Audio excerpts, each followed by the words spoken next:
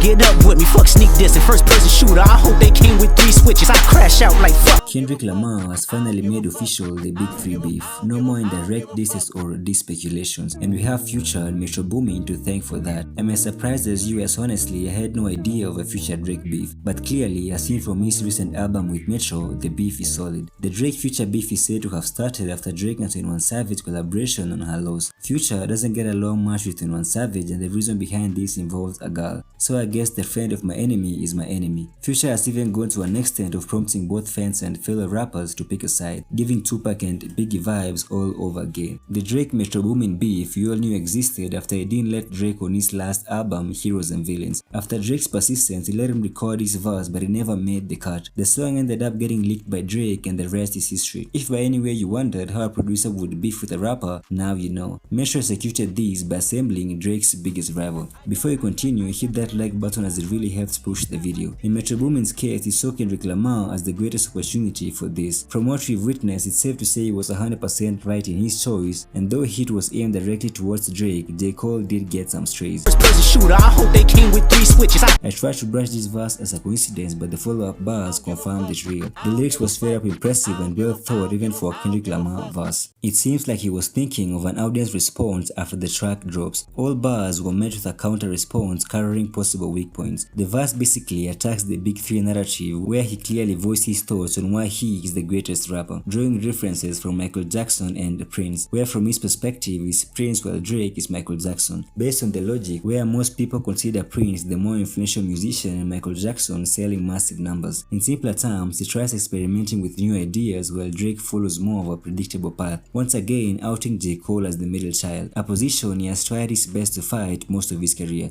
I'm a diehard J. Cole fan and even I could see why this name follows him around. Kendrick, however, definitely picked the wrong time to throw shots at J. Cole, mostly because he's definitely approaching his prime. His bars are becoming more and more driven than in this past. Even he had missed this in the track False Prophet. I hit my old shit and know I can top it. False rappers. He's also been killing features lately, so much so some are referring to him as a feature artist, more like Don Toliver, which couldn't be more wrong, and I'm sure he's about to prove this in his upcoming project, The Fall Of. The Drake and Kendrick beef has been going on for a while, but what makes this special is the openness and not the sneak dissing they usually do. Here, Drake is clearly referring to Kendrick Lamar as it took around 1,855 days to drop Mr. Morale and the Big Steppers. I've been going through something.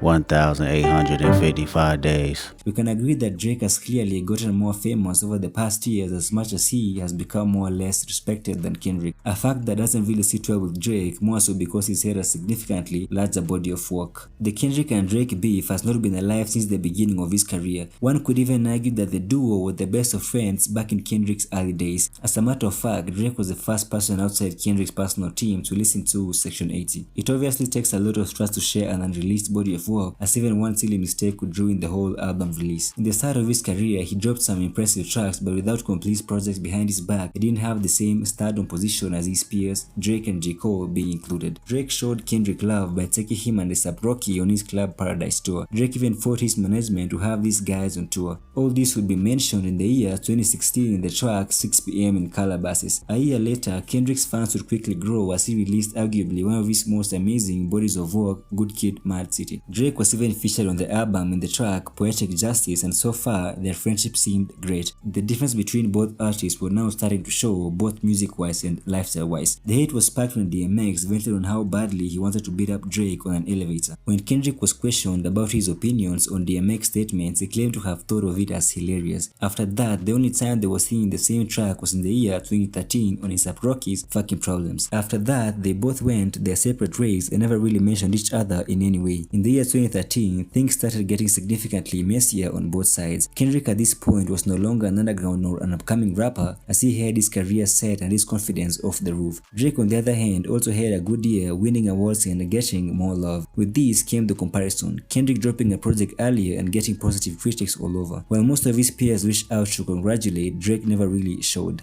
At this point, Drake was starting to see Kendrick Lamar for who he actually was, a threat. For sure, a few months later, Kendrick won the BET Awards for the Best Male Hip-Hop Artist over Drake. Things then spiced up a bit. In the same year, Kendrick Lamar was heard on Big Sean's track, letting off his full thoughts on the craft. He was extremely competitive on being at the #1 spot, almost like the recent feature with Future but more or less directed. Generally, no listed names had a problem with these except for one.